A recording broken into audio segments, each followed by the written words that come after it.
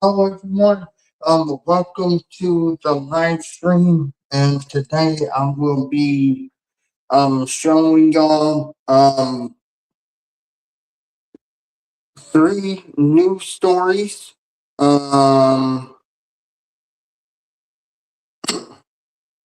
The first one is about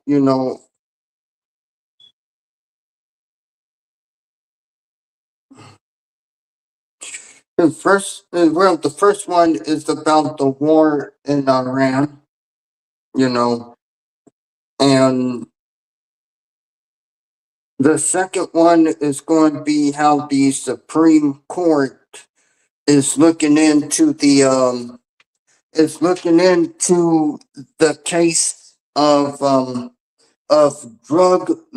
drug users not being able to have guns, and the last one um is a case from Missouri, where a teenage girl who was 16 disappeared in 2008. But yeah, the first thing I want to get into is going to be the Iran war, and quite frankly how we got here in the first place. Um, and then we'll move on to the other two. And yeah, so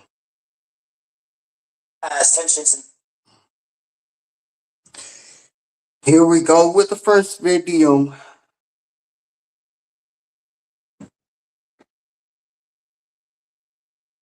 And see. Go ahead and the video. Intensify, attention turns to Tehran's military response and how far this conflict could spread. Iran's military has already lashed out, firing missiles targeting ships, countries across the Middle East in retaliation. Iran's foreign minister, who led his country's negotiating team prior to the strikes, said, quote, "Nothing has changed in Iran's military capability." Retired U.S. Navy Vice Admiral Robert Murrett joins me now. He's with Syracuse University's Maxwell School of Citizenship and Public Affairs Institute for Security Policy and Law. Good afternoon, Admiral. I want to get your sense, and it's still early, based on these first 24 to 48 hours, of your assessment of Iran's military posture and the current risk of further retaliation. Well, there's certainly a great question, Errol. There's certainly more potential of retaliation. Having said that, their military capabilities overall, which were already somewhat degraded just based upon attacks that have taken place in the last several months, have been degraded even further. And I think the things that have been gone after in terms of military associated targets are illustrative, specifically their ballistic and long-range missile capabilities. And also their naval capabilities. You heard the president making statements today about some attacks we've had on their naval assets, and because they were being used to try to take actions in the Straits of Hormuz. So the capability is still there, although it's been degraded fairly substantially, but not just in the last 24 hours, but also for some degree before then. And what is your sense on the long-term change this could create? Iran's regional strategy has not been only the use of its own Quds force, but proxies in many of the states in what some people describe as a Shia crescent, as they have influence in the region. What happens to that? Well, the proxies are still a factor, although they're substantially weakened, whether it's Hezbollah or Hamas or the Houthis down in Yemen, or some of the other proxies they've got in countries like Iraq. But I think the real answer to your question, Errol, is the fact that Iran is taking some significant risk in terms of the retaliatory attacks that they've been conducting over the last several hours. I put those into two categories. There are the countries that have been involved or been used for U.S. basing in the region. That includes Qatar, Bahrain, and Jordan, and of course the Israelis in a special category of their own. But what's kind of surprised me a little bit is the fact that the Iranians have decided to target the Emirates, Saudi Arabia, Oman most recently, and also Iraq, Kurdistan, so to speak, where there's U.S. basing. So they tried to expand the conflict and attack some of the countries that made it clear from the start that they weren't going to participate in the attacks on Iran. In our last minute, then, I'm curious to know what is the biggest question on your mind as we look to gauge, what's important to focus on in these early days? Yeah, Errol, I think the big question is the scope and the duration of the conflict. It's already expanded just a little bit in the last 24 hours, although the fact that the president has said he plans to talk to the new so-called leadership council, members of the leadership council in Iran, the leadership that might be illustrative, but we still don't know the scope and the duration, how long this is going to take. There have been estimates we've heard from different members of Congress and people in the administration, but none of those are probably accurate at this point. And the scope and whether or not it's going to be expanded further to some of the countries that I mentioned earlier, which are surprisingly been drawn into the conflict. All right, we'll keep watching all of that closely. Vice Admiral Robert Moret, thank you very much for your time today. Best wishes, Errol. Yeah, that was a video about the Iran war and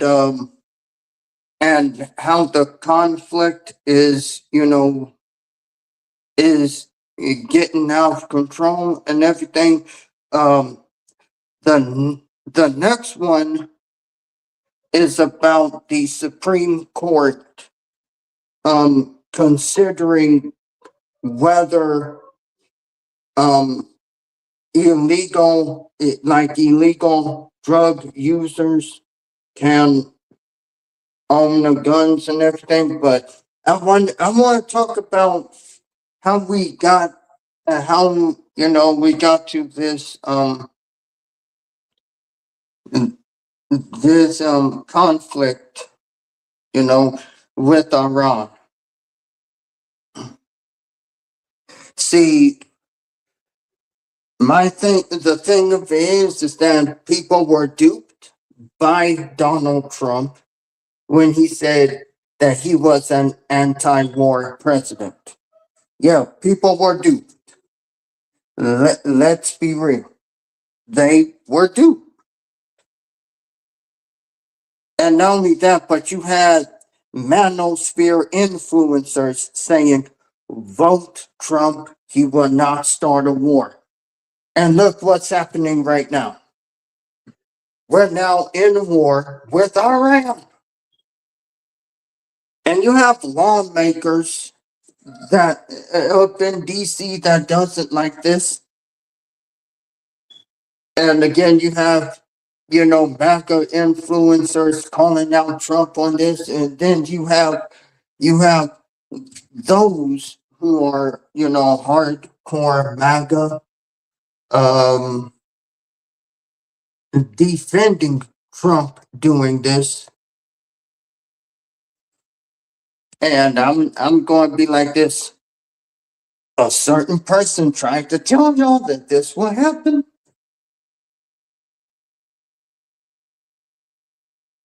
But y'all didn't listen. And not only that, but then you have the man. You see, this is why I say the manosphere has poisoned a generation of men. Because if the men were able to understand that this will happen, that this was going to happen during Trump's second term, we would not be in this right now, and there would not be no American soldiers putting boots on and being put on the ground to fight the Iran war. But again, these manosphere influencers, they're not innocent either. Yeah, I'm talking about the red pill influencers. They're not innocent. They'd rather put their manhood over no more wars. And now look at where we're at. All just because the manosphere wants women to be put in their place. But I'm gonna speak more on that next Saturday. But yeah, the manosphere deserve, the red pill men the red pill men, they deserve as much blame for this happening as Donald Trump does.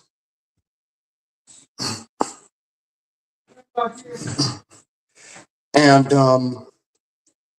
yeah, so and then not only that, but three American soldiers were unalive because of what happened. And now they're not ruling out boots on the ground. They're not ruling that out. So yeah, the red pill manosphere deserves as much blame as Trump for this happening. But yeah, now I'm gonna go ahead and get into another video, and and also RIP to the to the soldiers that lost their lives. They shouldn't have lost their lives at all, to be real with you. But because of Donald Trump and his stupidity in launching a war with Iran, 3 soldiers are no longer here with us.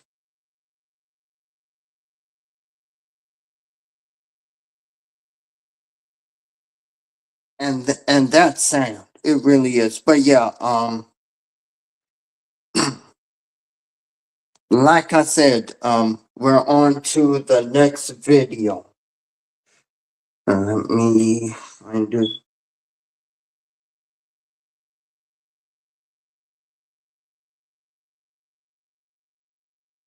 Let me go ahead and find it. Let's see.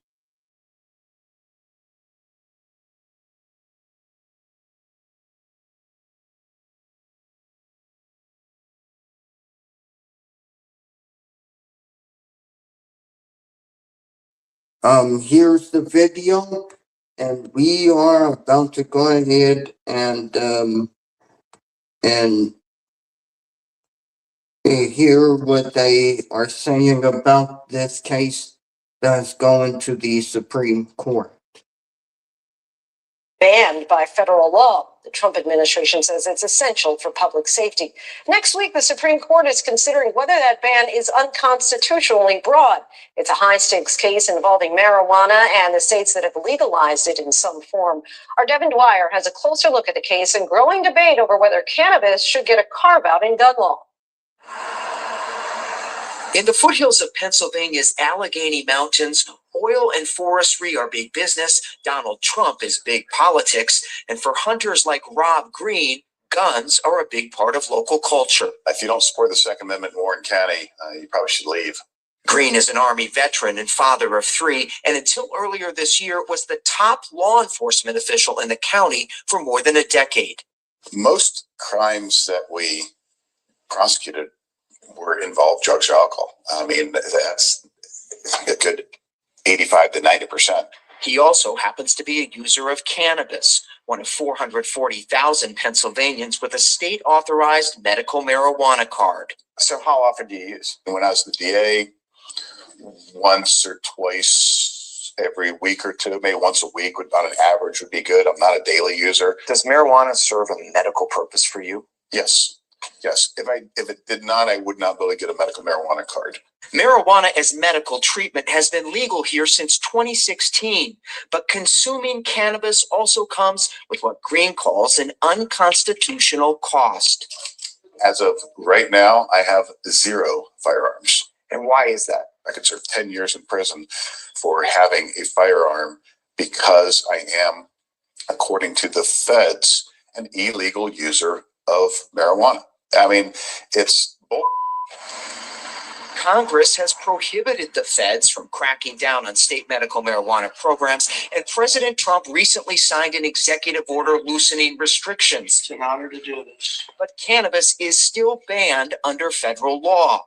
And that means 6 million registered medical marijuana patients across 40 states must surrender their Second Amendment right to own a gun, even when they're not under the influence. Pennsylvania gun dealer Tim Parker says the law is still the law. We have a sign on the outside of the door. We do not like people that smell like marijuana coming into our shop. A lot of times they tell us that they have a license or marijuana card. Yeah. And they're legally allowed to have it. I said, well, you're not allowed to come in here. We will not sell you anything. Parker showed us how gun buyers must attest on a federal form a threat of felony prosecution that they don't use marijuana or any other illegal drug. So if you check yes, it's an automatic no purchase. Because the federal law, even though in the state of Pennsylvania, they made medical marijuana legal, the federal law still mandates that we cannot sell you a firearm. Since 1998, the FBI says countless drug users have been turned away by gun dealers because of that form, in addition to more than 240,000 customers flagged for drug-related convictions by the background check system. The Trump administration calls the gun ban for drug users a cornerstone of public safety. Those are the kind of people that shouldn't be carrying a gun because it's all split-second things, and a gun doesn't think for itself. Guns don't kill people. People kill people, not guns. This is our gun room. The potential dangers of combining drugs and guns is apparent inside the City of Erie Police Department gun vault, lined with boxes of 700 firearms confiscated in crimes since 2023. How many of these guns would be associated with drugs? I mean, so 170-ish that we took them and confiscated with drugs, but I would probably guess 70% of these probably were involved in the drug. Had some connection. Had some connection, yeah. Police Chief Richard Laura says medical marijuana is not a top threat, but does pose a danger when combined with guns. We don't want someone who's under the influence of alcohol or methamphetamine or cocaine or marijuana to be handling a firearm. Obviously, there's some safety issues there. The Justice Department says it prosecutes 300 cases a year in which a violation of the drug user gun ban was the leading charge. One recent high-profile case involved Hunter Biden, a self-confessed recovering crack cocaine addict who was charged with lying on the federal gun transaction form and obtaining a firearm. So was Ali Hamani of Texas, who the government says admitted to using marijuana every other day while keeping a Glock 9mm pistol in his home. But a federal court said the ban enacted by Congress in 1968 is too broad and unconstitutional as applied. It's unconstitutional because, and we're talking about a statute that renders it a felony for a person who is a consumer of cannabis to possess a firearm, whether they're sober or intoxicated, no matter what. The Hamani decision spawned a rare alliance. The Trump administration, gun safety advocates, and anti-drug groups now appealing to the Supreme Court to hold the line. They say a ban on guns for people who use illegal drugs, including medical marijuana, is rooted in the nation's history. Back to the days of the founding, we had laws about intoxication and severe intoxication, even surrounding things like alcohol. And they point out marijuana use has been linked to perpetrators of some of the country's deadliest mass shootings, like the attack in Minnesota last year at the Annunciation Catholic School. It's not to say that everyone who smokes marijuana is going to have cannabis-induced psychosis, or even the vast majority. Right. But we need a bright line rule here to prevent against the worst possible scenarios that could occur. I do agree there are certain circumstances where people should not be able to own firearms. But Green says the dangers of marijuana are overblown. Cannabis has helped me in a number of ways. I mean, it helps me immensely. It's helped out a lot of other people. And it has hurt me in zero ways. Are there certain drugs that are so dangerous and addictive that it's not safe for you to have a firearm? Sure. Marijuana is not one of them. Okay.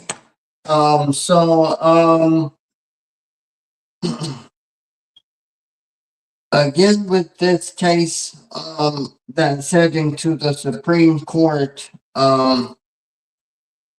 this, case is about, a law that is banning drug users from owning guns. And, I know a lot of people, now, here's the thing.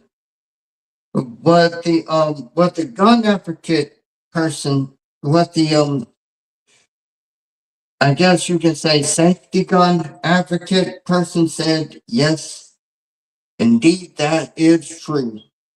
The banning of people who are, who are intoxicated, or anything like that cannot own, they cannot own a gun. And, yeah, this is, this is, yeah,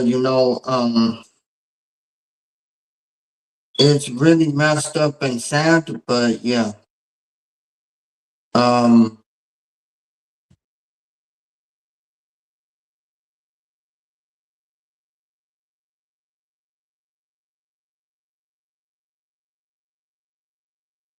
but yeah, soon,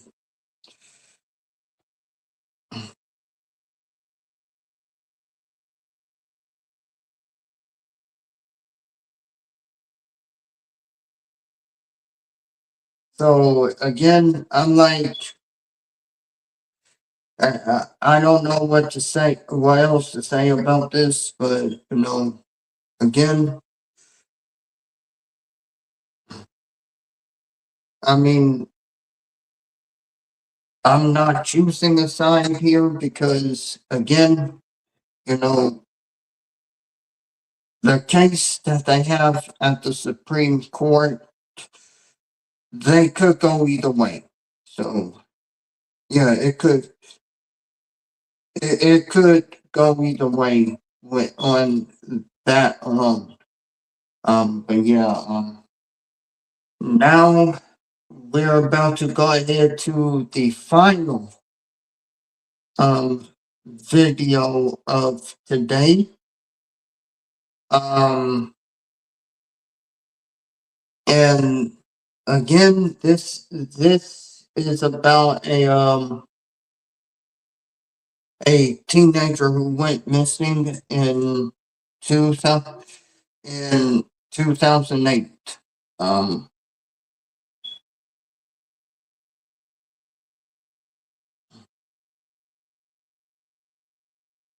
So yeah, I'm about to go ahead and find the video right now.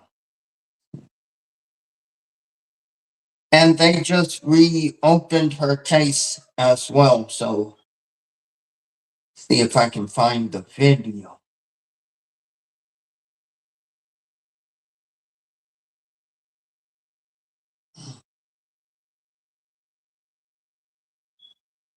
Okay, this is 7 months ago. Yeah, but they have reopened. Well, this is 3 days ago, but yeah, they have reopened a case of a missing girl that went missing in Missouri.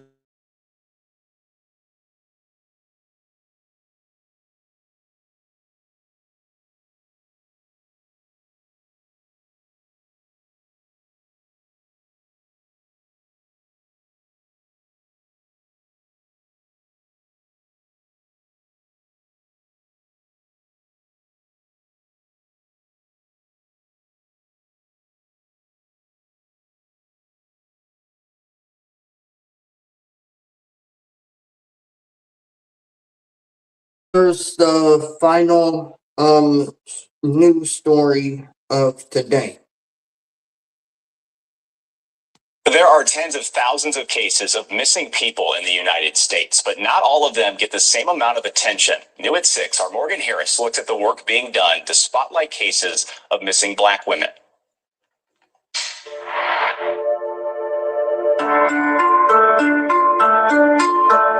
Nancy Guthrie, Natalie Holloway, Gabby Petito, Elizabeth Smart. All missing persons cases garnering national attention and capturing the hearts of people around the world. But what about 16-year-old Shemika Cosey? She was something else. She was a character. She also disappeared. She was quiet and she loved the kids. She always took care of the kids and the family. Yet her picture, name, or case is known in households around the United States. She didn't get into any trouble. That's why it was strange for her going missing like that. In the 17 years since Shemika Cosey vanished from her cousin's home in Berkeley, her mother, Paula Hill, is still praying and hoping her daughter will be back in her arms one day.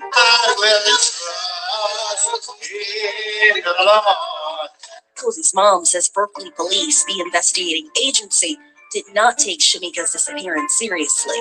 For them to say she was a runaway and she had never did it before, that hurt. So that meant they didn't even take the time to look for her. First Alert 4 on scene throughout the years during countless search efforts organized by the Cosey family. At first, I was so sad because I did not know what to do.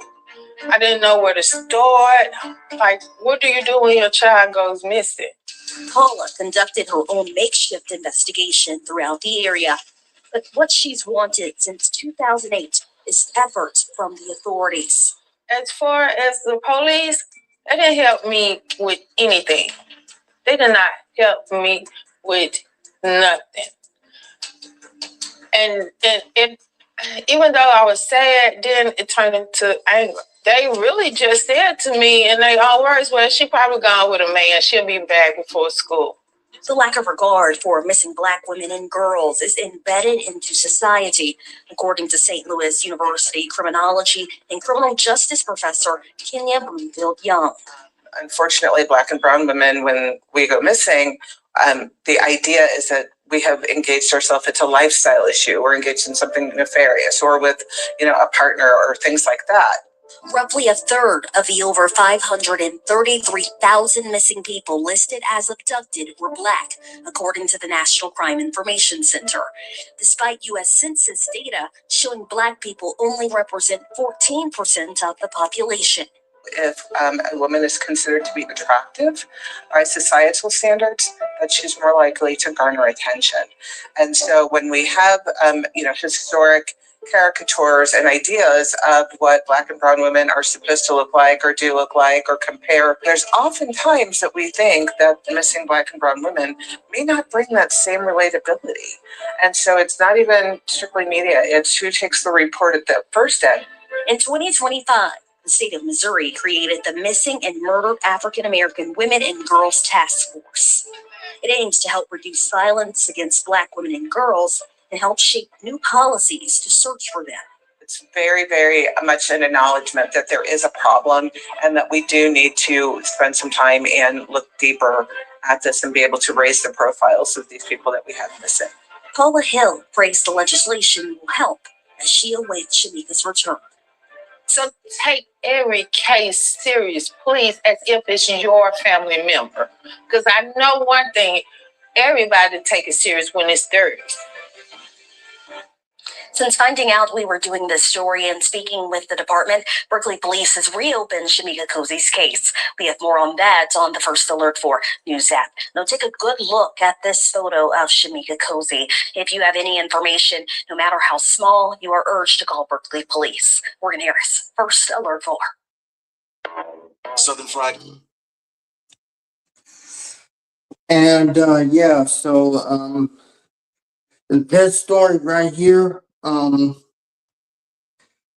it proves that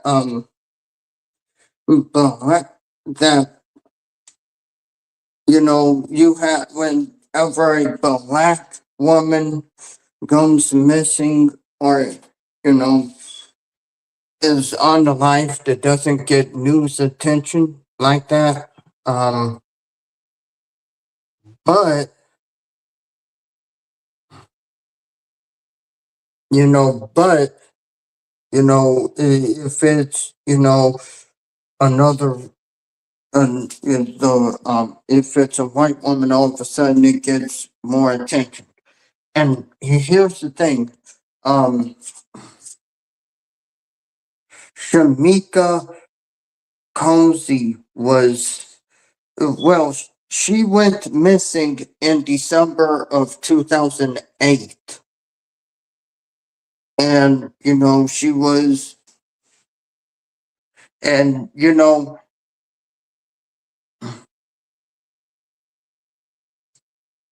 and the thing of it is, I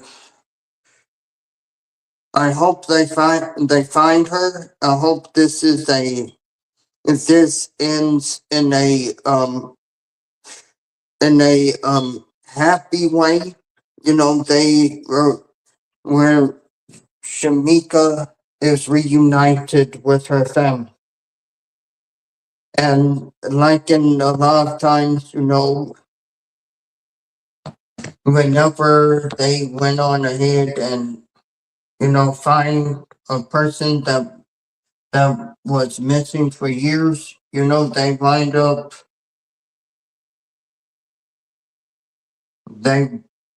they wind up finding her unalived, and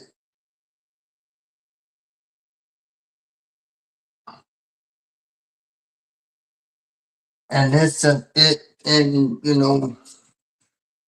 and years have gone by,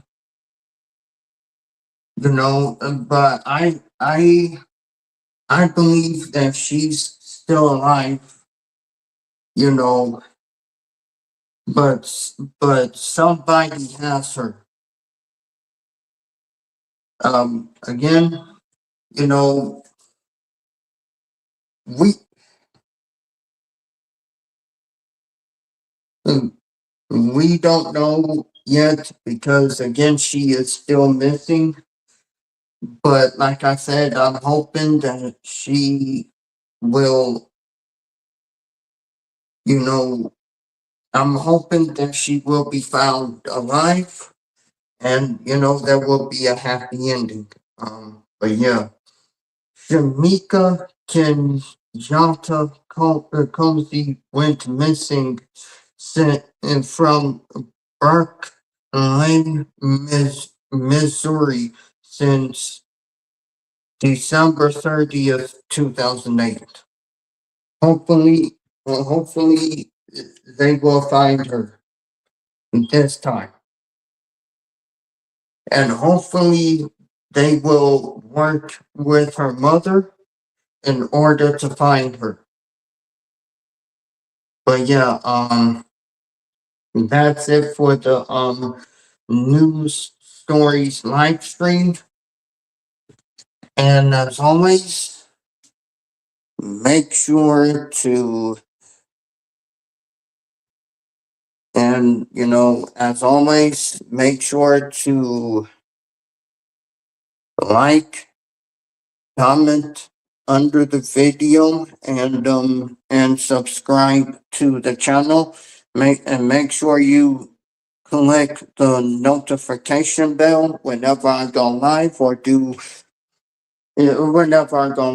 drop videos. Yeah, so until next time, love, peace, and happiness. And make sure that you call your loved ones and make sure that they are okay. And with that, this is Alexander Brandon signing off. And until next time, peace.